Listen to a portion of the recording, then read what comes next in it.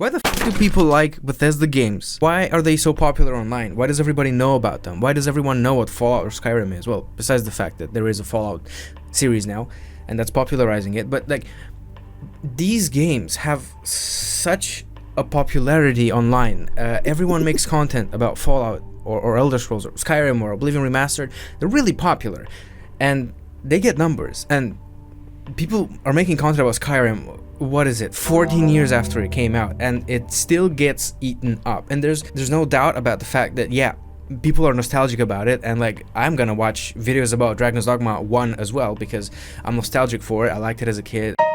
I really enjoyed it. That's not the point. I'm gonna try and look at like a couple of reasons for which people enjoy these games, especially Fallout 4 and Skyrim, but like also Oblivion. I did not play Morrowind. I did not play Fallout 3.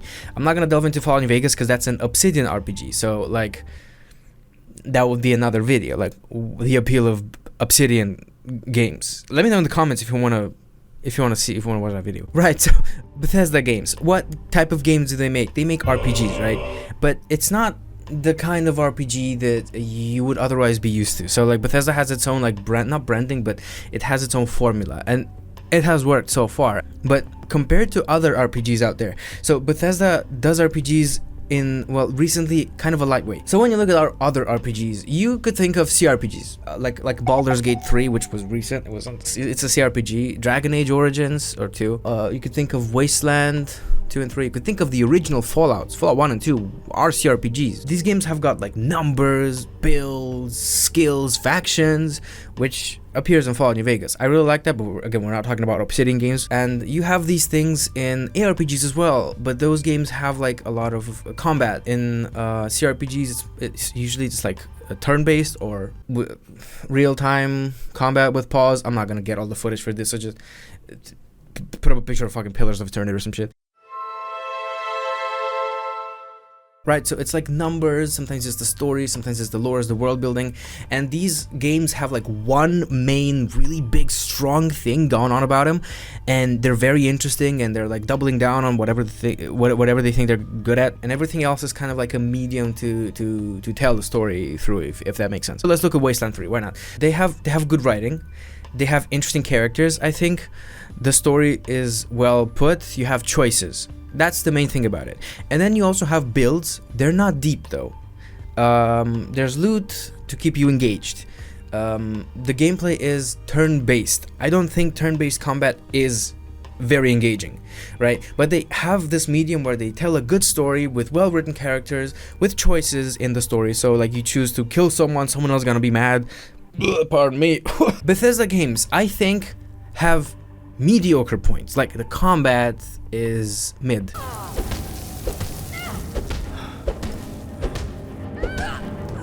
The story is mid, like the main story. Yeah, the RPG systems are mid. What I think the Bethesda's doing right is the whole package. The entire girth of their games. They set the ambience right. They have some sort of world building or lore build up, and that just works. Or sometimes it works from game to game because there's like references and stuff. From Fallout 3 to 4, I believe there are references. From Oblivion to Skyrim, there are references. If you look at Oblivion compared to Skyrim, it's two different lands in the same world with like the same fantasy races, with the same history because it's the same world, right? Same thing could go for Fallout. It's the same nuclear bomb that fell in, I think, 2076, and it's just like different stories told in the same world. You have this whole thing where it's like, oh my god, this world is cool. I've got previous content that I can go on the weekend, read about if I don't want to play the game. Like, I could not play Fallout 1 and 2, but I think the stories in there are pretty cool. And there's like this whole continuity, right? Okay, but the stories, I don't think they're that interesting. Like, if you look at the story of Fallout 4, I can't speak for Fallout 3, maybe some people like in the comments, I don't know. So in Fallout 4, you get your child stolen from you, and apparently he's like part of this really secret faction that you might be able to like side with at the end of the game. And I think the story itself is not that good. I think it'd be like it's fine. It's serviceable. I think it would be like a 6 out of 10 for me. There's a lot of side quests. There's a lot of world building. There's like really cool stuff in Fallout 4. I think the gameplay captivates you. I want to mention here dungeon delving, which is a thing for Skyrim too. Especially for Skyrim, because you've got literal dungeons in Skyrim. So you have like when you go out, when you explore, when you start your main story, for example, you go from Sanctuary to the place where you find the Minutemen first. You have locations. I think there's like at least Red Rocket, like the gas station. You get to like see places, and you get distracted by these places. There's like points, like different things to find and explore and loot, and it's rewarding. You loot enemies, you loot the location itself. And in Fallout 4, you get to make use of junk items with the settlement thing. If you're into that, I really enjoy this system. Some people don't, but if you don't like the base building thing, you might be into the weapon upgrading thing, because you might want like really good weapons, right, or armor, whatever, and you might put like some perk points into that, and you might want to like build a stronger character, basically. So everything you find that's not nailed down, you can take it and you can bring it back to a settlement to store everything there, and either build the settlement or upgrade your weapons and armor. So there's that. There's like this entire ADHD gameplay loop, I like to call it sometimes, like or a mindless fun gameplay loop. So you do the quests, and while you do the quests, you find other places with other quests, and you go from quest to quest to place to quest, from place to quest to place to quest, and you get items, and you get loot, and you get weapons, and you get armor, and you get like items junk items with important parts that you need, like screws or aluminum. Bethesda games are good when it comes to rewarding you for exploration, for telling you to like, I'm not telling you to go there, but I've made 50 different locations with like bandits and stuff, so go kill them, loot them, loot the place. Why not? It's like an open invitation, I guess I should say. And then the music. I cannot talk about the music in Fallout. The radio music. The radio music is really good. It's fun. It's fun. It's catchy. The music is very on the nose. It's always about something nuclear, about something radioactive. Yeah, so basically these games that Bethesda makes have weak individual points. Yeah, the characters are sometimes just there. The story, I don't think, is the strongest. The side quests are interesting because they introduce like lore stuff. The radio has music and a host. They're charismatic hosts. In Fallout 4, you have a quest to make the host more charismatic because he cringes at his own comments. I said that's enough. Leave me alone.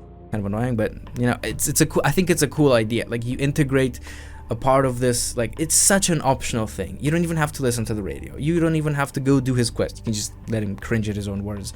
But it's so interesting that you can notice that he's like that. You can like go to Diamond City and do his quest. It's cool. It's kind of annoying that it's there. I think I would have preferred the host to just be charismatic, but it's a cool concept idea. It makes you interact with the world, and it feels like you're making a change, you know? I think that's cool, but it's not a strong point. I wouldn't say, oh, you like listening to music? Go play Fallout 4, because that's not how it works. I don't think you should play Fallout for the music. It's just a part of the experience. It's the ambience, it's the setting. You're in a wasteland, you're in a post-apocalyptic wasteland, or you're in a fantasy world in Skyrim's instance. You've got like small things, like the weapons and the guns, the magic system in Skyrim. It's not deep, but it's interesting to like look at and explore. The guns in Fallout are interesting because we don't have laser plasma guns. We don't have mini nuke, shoulder launching.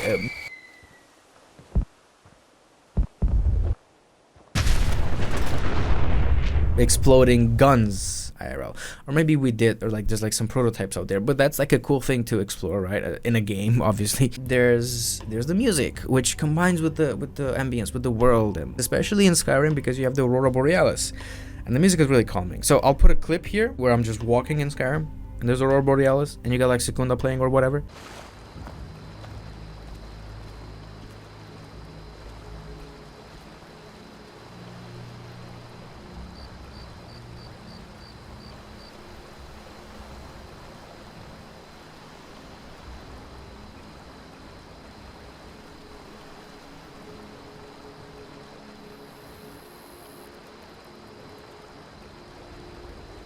I think the bass music in Fallout 4 is also interesting.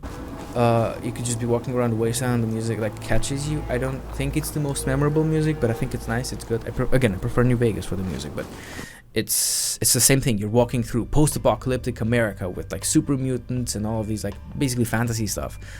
It's the setting. It's not necessarily like the mechanicality of how good the combat itself is and stuff. The story is not the best, but you've got a lot of small little details and things and people who like live in the world, and they kind of make it believable, I suppose. It's not like, oh, we're in this made up world and it's made up, and you can tell it's made up. It is made up, but like they make it believable, like, oh, we live in this world and this kind of shit only happens in this fucking world.